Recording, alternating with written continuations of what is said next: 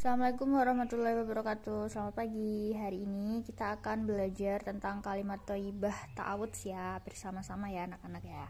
Nah, nanti kita juga akan menggarisbawahi bagian atau bacaan yang penting-penting bersama-sama. Nah, disimak ya. Yang pertama, mengenal kalimat thayyibah ta'awudz. Setiap muslim harus mempercayai, meyakini dan mengakui bahwa Allah adalah Tuhan yang berkuasa atas semua makhluknya. Dialah Allah yang menciptakan manusia, jin, setan, iblis, hewan, tumbuhan, dan segala yang ada di jagat raya ini. Salah satu wujud pengakuan atas kuasa Allah yaitu dengan membaca kalimat ta'awudz. Nah, bagaimana bunyi kalimat ta'awudz? Bunyinya seperti ini. Pasti kalian sudah sering mendengarnya.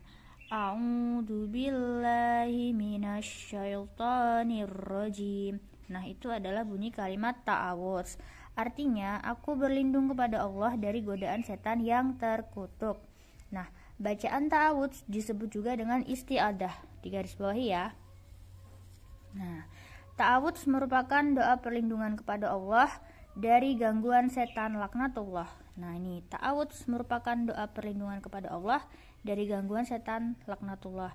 Jadi mengapa kita harus membaca kalimat ta'awudz? Ya, ini salah satunya kita agar terlindung dari godaan atau gangguan setan. Nah, selanjutnya, tiada satu manusia di dunia ini yang terlepas dari bisikan dan godaan setan. Setan selalu menyesatkan manusia pada perbuatan dosa.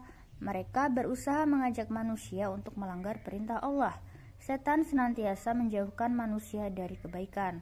Oleh sebab itu, membaca kalimat ta'awudz sangat dianjurkan agar kita terhindar dari keburukan. Yuk digarisbawahi, membaca kalimat ta'awudz sangat dianjurkan. Mengapa sangat dianjurkan? Ya karena agar kita terhindar dari keburukan. Oke. Yang selanjutnya, berlindunglah hanya kepada Allah, bukan kepada makhluk yang lain. Nah, orang yang berlindung kepada selain Allah disebut syirik. Digarisbawahi ya. Orang yang berlindung kepada selain Allah disebut syirik. Apa itu syirik? Syirik merupakan perbuatan menyekutukan Allah dengan makhluk lain. Nah, jadi syirik di sini adalah perbuatan menyekutukan Allah dengan makhluk lain. Syirik ini termasuk dosa besar.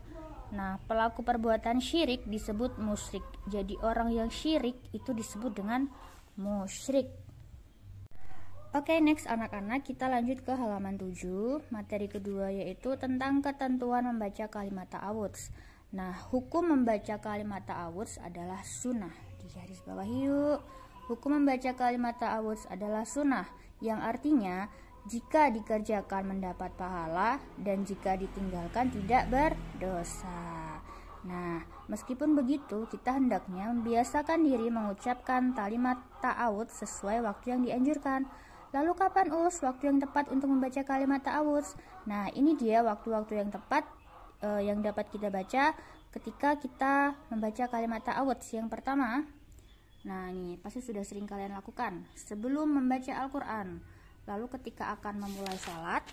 Yang ketiga, sebelum berdoa dan berzikir, merasa takut berada di tempat-tempat tertentu. Nah, ketika kalian merasa takut, itu kalian bisa membaca kalimat ta'awudz. Yang kelima, ketika kalian merasa was-was, khawatir dan hati tidak senang. Nah, bisa juga tuh membaca kalimat ta'awudz. Yang keenam, sebelum melakukan kebaikan seperti saat hendak wudhu. Nah, ini dianjurkan juga membaca kalimat ta'awudz. Yang ketujuh, kapan saja saat memerlukan perlindungan Allah. Jadi kapanpun ketika kalian takut, khawatir, was-was dan perlu perlindungan Allah, bacalah kalimat ta'awudz. Nah, sekian ya untuk penjelasan kali ini.